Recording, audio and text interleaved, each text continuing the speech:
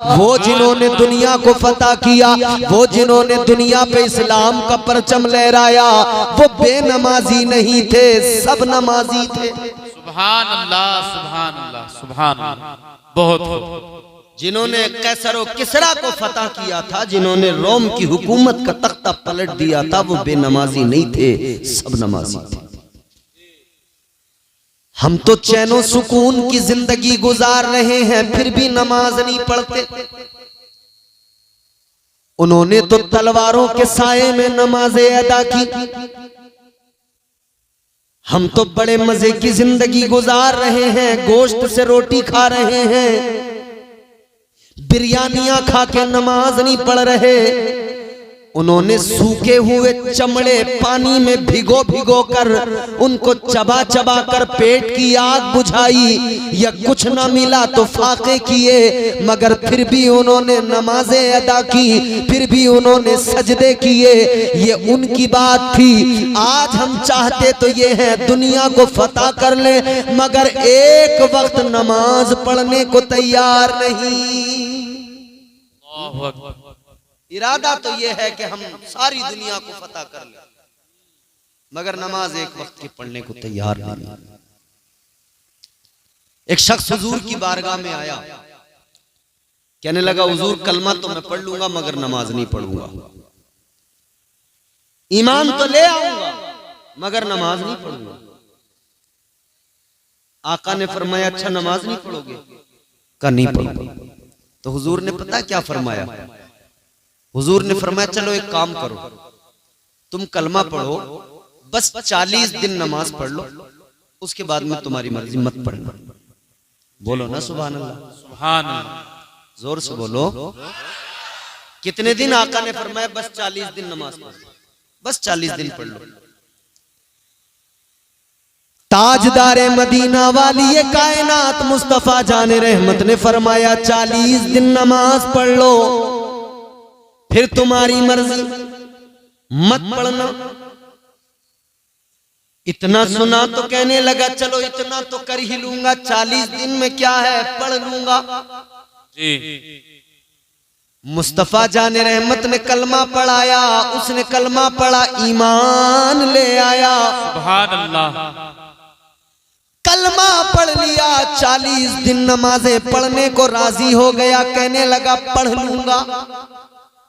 पहला दिन 5 वक्त बाजमात नमाज अदा की। नबी के सहाबा से कहने लगा देखो तुम्हें सारी जिंदगी पढ़ना है, मुझे बस 40 दिन। कहते आज पहला दिन है, आज के बाद में 39 दिन रह जाएंगे।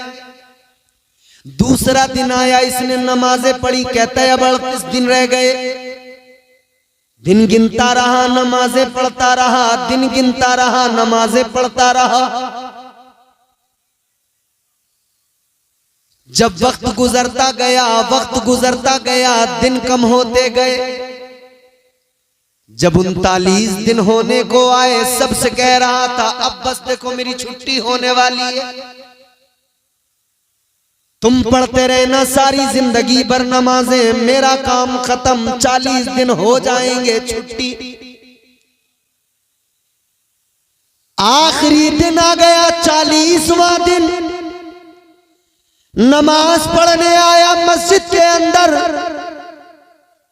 आखिरी दिन आया, फजर पढ़ी, जोहर पढ़ी, मगरिब, ईशा। जब ईशा की नमाज पढ़ने आया, आखिरी नमाज, इसे लग रहा था ये मेरी आखिरी नमाज है। नमाज ईशा अदा की। नमाज ईशा पढ़ने के बाद में घर जाने लगा, सबसे मुलाकात करता है। साहबा से कहता है चलो अब तुम पढ़ते रहना, हमारा हो गया काम। मगर मेरे अजीजों, जब नमाज पढ़ के ये चला गया, सारे साहबा चले गए। दिन आ गया 41वां, फजर का वक्त हुआ। फजर का वक्त हुआ, नमाजी जब मस्जिद की तरफ आए, मेरे मुस्तफा के सहाबा जब मस्जिद की तरफ आए, ताजदारे मदीना के सहाबा ने देखा जो आदमी रात कह रहा था मेरी छुट्टी कल से नहीं पढ़ूंगा, आज फजर की नमाज में सबसे पहले आके मस्जिद में बैठ गया। नारे तकबीर, नारे रिसालत, इस्लाहे मुअशरा कॉन्फ्रेंस जिंदाबाद जिंदाबाद। सुभान अल्लाह। 41वें दिन सबसे पहले मस्जिद में आ गया। वाह वाह। साहबा ने आकर देखा ये तो मना कर रहा था, अब नमाज नहीं पढ़ूंगा, मस्जिद में कैसे आया। मेरे मुस्तफा जाने रहमत के प्यारे दीवानों गौर करो, 41वां दिन है, सबसे पहले मस्जिद में आ गया, मस्जिद में बैठ गया।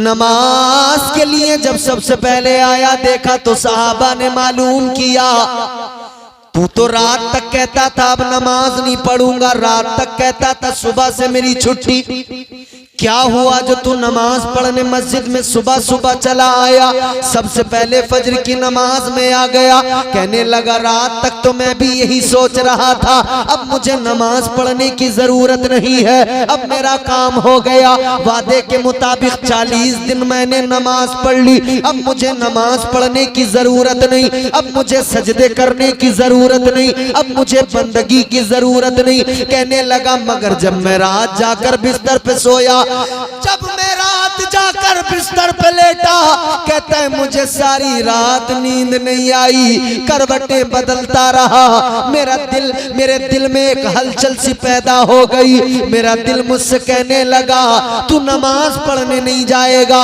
वो नमाज जो नबी की आंखों की ठंडक है। मेरा दिल मुझसे कहने लगा तू नमाज पढ़ने नहीं जाएगा, वो नमाज जिस नमाज में तेरी तबीयत को शादगी मिलती है, तेरी तबीयत को आराम मिलता है, तेरे दिल को सुकून मिलता है। कहता है सारी रात में बिस्तर पे करवटें बदलता रहा, सारी रात नींद नहीं आई, सारी रात करवटें बदलने के बाद में इस नतीजे पे पहुंचा कि अब नमाज के बगैर मुझसे रहा नहीं जाएगा। कहने लगा 40 दिन की नमाज ने मुझे ऐसा बदल दिया, अब कोई मुझे रोकेगा तब भी मैं रुक नहीं पाऊंगा, बल्कि अब मैं जब नमाज पढ़ूंगा तभी मेरे दिल को सुकून आएगा। सुभान अल्लाह, सुभान अल्लाह, बहुत खूब। कहता है अब अगर नमाज नहीं पढ़ूंगा तो मेरे दिल को करार ही नहीं मिलेगा, सुकून ही नहीं मिलेगा। ये नमाज वो है कि बंदा पढ़ने तो लगे, दिल खुद ब खुद लग जाता है। एक अल्लाह वाले थे, एक बुजुर्ग थे, उनकी बारगाह में एक शख्स आया, कहने लगा हुजूर नमाज में दिल नहीं लगता। आप लोगों का लगता है दिल? ये बड़ा खतरनाक सवाल है। लगता तो 5 वक्त की पढ़ते, नहीं पढ़ते हो तो मतलब साफ है कि लगता नहीं है। मगर सुनो, जिनका नहीं लगता है उनके लिए बात बता रहा हूं, बड़े फायदे की बात बता रहा हूं, जिनका नमाज में दिल नहीं लगता है। अल्लाह वाले की बारगाह में एक आने वाला आके कहने लगा नमाज में दिल नहीं लगता, क्या करूं? अल्लाह वाले ने फरमाया सुन, नमाज में अगर तेरा दिल नहीं लगता तो तुझे खुशखबरी सुना रहा हूं। कहा कैसी खुशखबरी? अल्लाह वाले ने फरमाया खुशखबरी ये है अगर तेरा नमाज में दिल नहीं लगता है तो तुझे डबल सवाब मिलेगा, तू बस नमाज पढ़ता रहे। सुभान अल्लाह। नमाज में दिल भले नहीं लगता है मगर तू पढ़ता रहे, तुझे डबल सवाब मिलेगा। कहने लगा हुजूर डबल कैसे? फरमाने लगे डबल इसलिए मिलेगा, एक तो ये कि तेरा दिल नहीं लगता, तबीयत नहीं लगती, फिर भी पढ़ रहा है तो शैतान के वसवसों से, शैतान के मक्र से बच कर आ रहा है, खुद को जबरदस्ती नमाज के लिए ला रहा है। इस जबरदस्ती आने और लाने पर, दिल ना लगने के बावजूद नमाज पढ़ने पर, एक तो इस पर तुझे सवाब मिलेगा और दूसरा नमाज पढ़ने पर अल्लाह तुझे सवाब अता करेगा। फरमाने लगे अगर तेरा दिल नमाज में नहीं लगता और ज्यादा पढ़, अल्लाह ताला डबल सवाब अता फरमाएगा, परवरदिगार तुझे मजीद सवाब अता फरमाएगा। याद रख रखना अजीजों, अगर दिल नहीं लगता है और ज्यादा पढ़ो ताकि अल्लाह ताला डबल सवाब अता फरमाए। तो इस्लाम का पहला ज़ाब्ता तो यह है कि आप नमाजी बने। पहला उसूल तो यह है कि बंदा नमाजी बने। लेकिन हमने मुआशरे में ऐसे भी लोग देखे जो नमाजी तो हैं, नमाज तो पढ़ते हैं, मगर नमाजों को बचा नहीं पाते। जितना जरूरी नमाज पढ़ना, उसको बचाना भी उतना जरूरी। पहली चीज ये, आदमी नमाज पढ़े तो उसकी नमाज की क्वालिटी ये हो कि उसकी नमाज उसे बुराइयों से बचाए, उसकी नमाज उसे बेहयाइयों से बचाए, उसकी नमाज उसे गीबत करने से बचाए, चुगली करने से बचाए। हमने तो अपने मुआशरे में देखा है, आदमी मस्जिद से नमाज पढ़ के निकलता है, दरवाजे पे आके झूठ बोलने लगता है। आदमी मस्जिद से नमाज पढ़ के निकला, किबला मस्जिद के दरवाजे से उसने गीबत करना शुरू कर दिया। कोई और भी नहीं मिला तो इमाम की।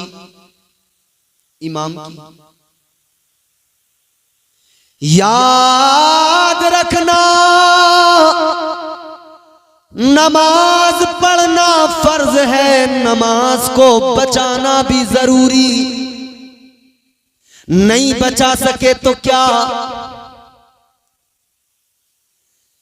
कबूल करना न करना परवरदिगार का काम है, अमल करना हमारा काम। इस्लाम ये कि हम ईमान लाने के बाद में शरीयत पर अमल करें,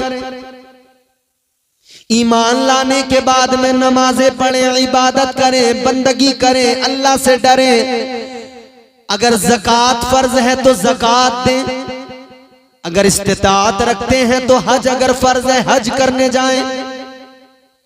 नमाज, रोजा, हज, ज़कात ये फराइज है। इस्लाम को मानने वालों, इस्लाम पर अमल करने वालों, इस्लाम के उसूल और ज़वाबित ये हैं। लेकिन हमने कितने लोग ऐसे भी देखे कि वो नमाज भी पढ़ रहे हैं, रोजे भी रख रहे हैं, हज भी करके आए हैं, मगर हज करने के बावजूद भी झूठ बराबर है, नमाज पढ़ने के बावजूद भी झूठ बराबर है, तमाम नेक अमाल करने के बावजूद भी गीबत कर रहे हैं, चुगलियां कर रहे हैं। जानते हो इस सब का असल रीजन क्या है? वजह यह है मेरे अजीजों, आज हमारे अमाल में दिखावा है, रियाकारी है, खुलूस नहीं है। इबादतों में खुलूस होना चाहिए, दिखावा ना हो, रियाकारी ना हो।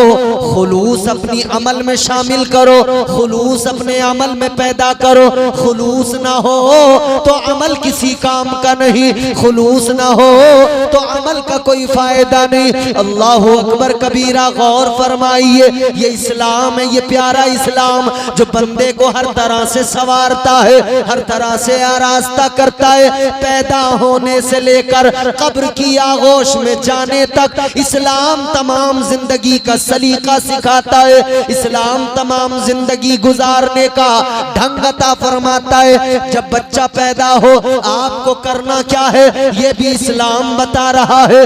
जब बच्चा आपका बड़ा हो उसकी तरबियत कैसे करना है ये भी इस्लाम सिखाता है। जब आपका बच्चा जवान हो जाए तब वो जिंदगी कैसे गुजारे ये भी इस्लाम सिखाता है। और जब बुढ़ापा आ जाए तो बूढ़े के साथ में फिर उसकी औलाद को क्या करना है और औलाद के साथ में इस बुजुर्ग को कैसे रहना है ये भी इस्लाम सिखाता है। फिर इस्लाम ये भी सिखाता है कि जब बंदा कब्र में जाए तो कब्र में कैसे उतारना है, कब्र में उतारने का तरीका क्या है, कब्र में रखने के बाद की मंजिलें क्या हैं, आगे मुनकर नकीर आएंगे, आगे के मामलात क्या हैं, सब कुछ मेरे आका आका ने बयान फरमा दिया, सब कुछ मेरे आका ने उम्मत को सिखा दिया, ताजदार मदीना ने सब कुछ बता दिया, सब कुछ सिखा दिया। मगर अजीजों, आज हमारी हालत ये, सब कुछ जानने के बावजूद, सब कुछ समझने के बावजूद भी हमारी हालत ये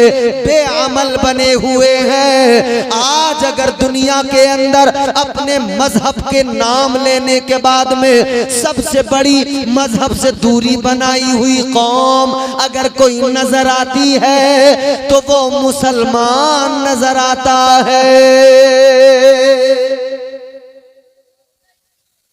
मुसलमान मजहब का नाम तो बराबर लेगा मगर मजहब से बिल्कुल दूर नजर आता है। ये मजहब से दूरी नहीं है तो क्या है कि आज हमारी हालत ये है। मजहब से दूरी नहीं तो क्या है कि ना हम शक्ल से पहचाने जाते हैं न लिबास से पहचाने जाते हैं, जबकि आपको इशारा करके तो लोग यहां तक कह देते हैं कि कपड़ों से पहचानो, मगर हमारे लोग, बड़ी अजीब बात है, हमें कल्चर जो है ना वो अमेरिका का पसंद आता है, यूरोप का पसंद आता है। हमें नसीहत के लिए तो इस्लाम और अमल के लिए हमें दूसरे कल्चर पसंद है, अमल के मामले में दूसरे कल्चर पसंद।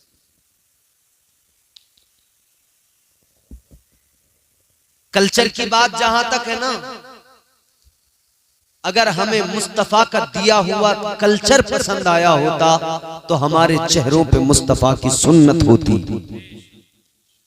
अगर हमें कल्चर मुस्तफा का पसंद आया होता तो हमने अपनी तरबियत ऐसे, अपनी बच्चों की तरबियत ऐसे की होती जैसे मेरे मुस्तफा ने हसनैन करीमैन की तरबियत की। हमने अपने बच्चों की तरबियत कैसे की? हमारे बच्चे बिगड़ते गए, हम नजरअंदाज करते गए। हमारे बच्चे गालियां देते गए, हम नजरअंदाज करते गए। हमारे बच्चे रात दिन बेहयाइयों में मुलव्विस रहे, हम नजरअंदाज करते रहे। हमारी कौम की बेटियां बेपर्दा हुई, हमने अपनी आंखों को मूंद लिया। याद रखना, इकबाल ने कहा कि मोहम्मद से वफा तूने तो हम तेरे हैं, ये जहां चीज है क्या लोहो कलम तेरे हैं।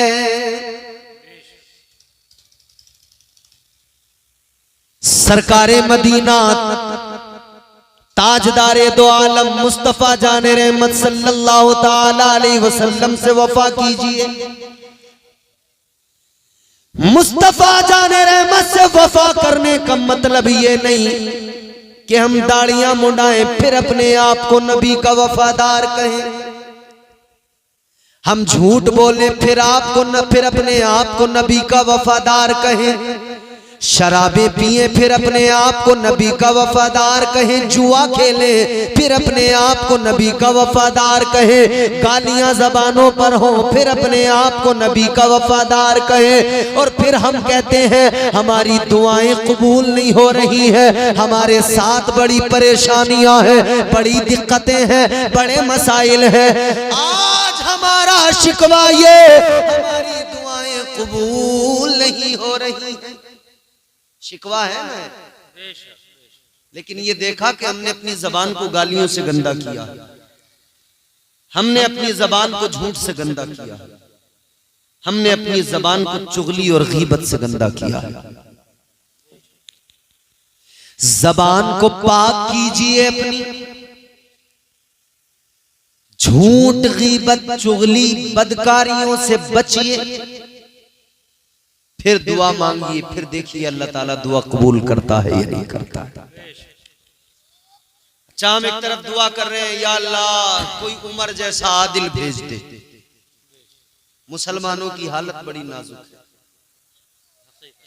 हम दुआ कर रहे हैं या अल्लाह कोई सलाहुद्दीन अय्यूबी पैदा कर दे, शहपुरा वालों एक जुमला सुनो, बेपर्दा औरतों की गोद में सलाहुद्दीन अय्यूबी पैदा नहीं होते। बेशक बेशक। बेपर्दा और आवारा मिजाज औरतों की आगोश में उमर जैसा आदिल पैदा नहीं होता, हुसैन जैसा शहीद आजम पैदा नहीं होता। उसके लिए माँ हजरत फातिमा जैसी चाहिए, उसके लिए माँ वो चाहिए जो पाक दामन हो, पाकीज़ा हो, जो रातों को जाग कर सजदे करने वाली, अपने रब को मनाने वाली हो।